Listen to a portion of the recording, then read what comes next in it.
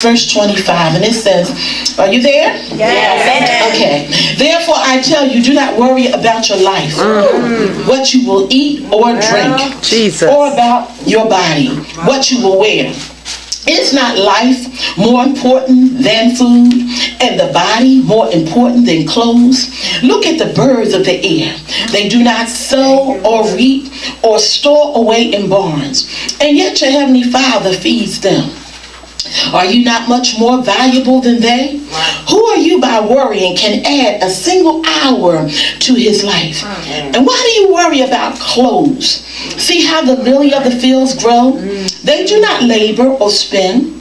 Yet I tell you that not even Solomon in all of his splendor was dressed like one of these. If that is how God clothes the grass of the field, which is here today and tomorrow is thrown into the fire, will he not much more clothe you? Oh, you of little faith. So do not worry, saying, what shall we eat? Or what shall we drink? Or what shall we wear?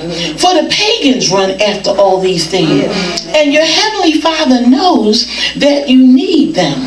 But seek first his kingdom and his righteousness, and all these things will be given to you as well. Therefore, do not worry about tomorrow, for tomorrow will worry about itself. Each day has enough trouble of its own. Now, if you would just go with me to Hebrews, you know where I'm going. Amen.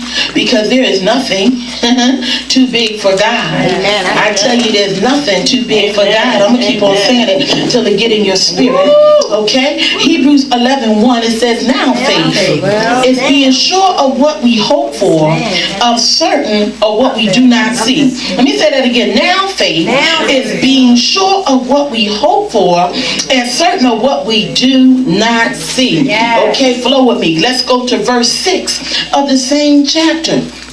And without faith, it is impossible to please God, because anyone who comes to him must believe that he exists and that he rewards those who earnestly seek him. Can I look at that A part again? And without faith, it is impossible to please God. And without faith, it is impossible to please God. I want you to get that. Okay? And then run with me in the same chapter, looking at verse 33, amen, 33 to 35, who through faith conquered kingdoms, administered justice, and gained what was promised, and gained what was promised, who shut the mouths of lions, quenched the fury of the flames,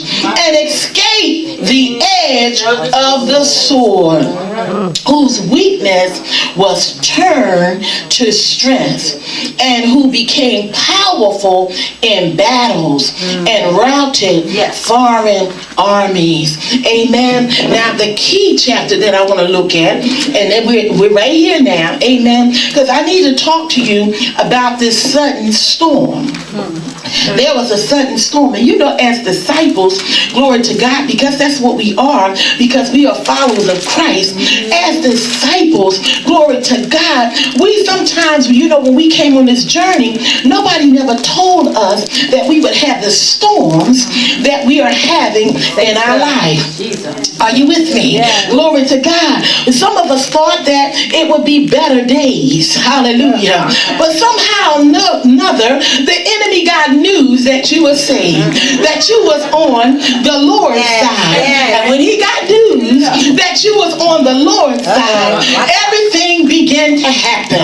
Glory to God. The children started acting up. The husband started acting up. The job started acting up. Your finances started acting up. Your body started acting up. Just because you said yes, I'll serve him. Yes, I'll walk with him. Yes, Lord, I'll go every step of the way. And the enemy said, yeah, well, let's see. Right. That's right. Let's go to Matthew chapter 8. Glory to God. Because I feel that preaching coming on. Matthew chapter 8. I can't help myself.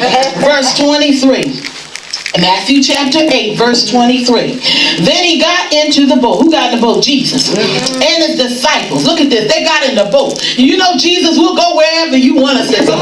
We'll follow you. I'll go, I'll die for you. Isn't that what some of us said? Lord, take me to the deepest depth. Lord, take me to the highest height. Glory to God. And when he got you somewhere you wasn't used to, and he said, step out, you said, these are strange people. This is a strange land. I have never been here before, so I can't step out in here. I don't have enough faith. Oh my goodness. Oh, help me to read. Okay. Matthew chapter 8. Then he got into the boat, and his disciples followed him. And without warning, a furious storm. Amen. And one of them said, in the word it said a great storm. In the NIV, this interesting version, which we know is the international version, it is a furious storm came up on the lake so that the waves swept over the boat. In another version, it says that the waves covered the boat. See, I need you to understand, because see,